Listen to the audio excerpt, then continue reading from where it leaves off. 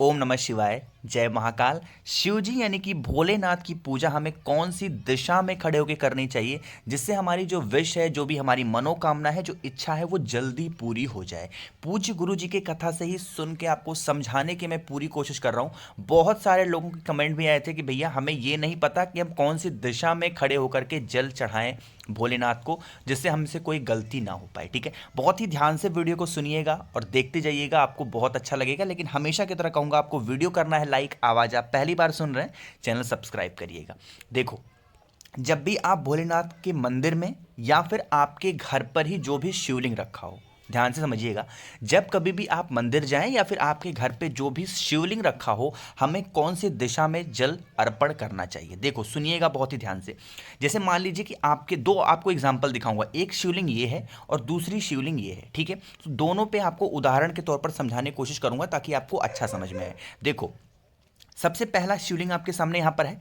आप जब भी जल चढ़ाने के लिए जाएं, सबसे पहली नजर आपकी पड़नी चाहिए जो जलाधारी होती है उस पर।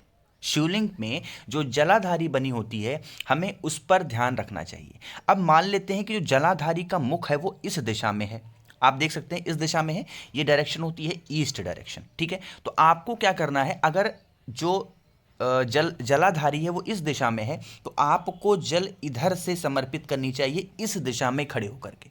ठीक है, अगर जिस भी दिशा में जलाधारी है उसके अपोजिट डायरेक्शन में खड़े होकर के हमको जल समर्पित करना चाहिए। जैसे जलाधारी अगर इस दिशा में है तो हमको यहां पर खड़े होकर के उसके बाद जल समर्पित करना चाहिए। ठीक है, दूसरे शिवलिंग पर उदाहरण के तौर पर समझा दूं। जैसे ये दूसरा जो शिवलिंग आपके सामने है, मान लेते हैं कि ये जो जलाधारी है वो इस दिशा में है।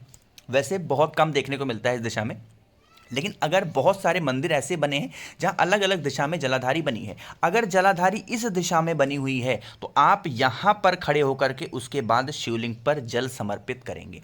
पूरी वीडियो का कहने का मतलब यह है कि आपको जल उस दिशा में समर्पित करना है, जैसे जिस भी दिशा में जो जलाधारी है वो बनी होती है, तो उसके अपोजिट डायरेक्शन में हमको खड़े होकर के जल समर्पित करना होता है। जैसे अगर जलाधारी ईस्ट डायरेक्शन में है तो हमको वेस्ट डायरेक्शन में खड़े हुए करना चाहिए। अगर जलाधारी आपकी साउथ डायरेक्शन में है तो हमको नॉर्थ डायरेक्शन में खड़े होना चाहिए। कहने का मतलब, जिस भी दिशा में जलाधारी हो उसके अपोजिट डायरेक्शन यानी कि उल्टे साइड खड़े होकर के हमको जल समर्पित भोलेनाथ को करना चाहिए। जब भी आप भोले बाबा को जल समर्पित करें तो कुछ ना कुछ मंत्र आप अपने मुख से बोलते रहें। श्री शिवाय नमस्तुभ्यम, या फिर पंचाक्षर जो मंत्र होता है वो बोलें, ओम नमः शिवाय। इस तरीके से बोल कर ही अपने जो जल है वो उसको समर्पित करें।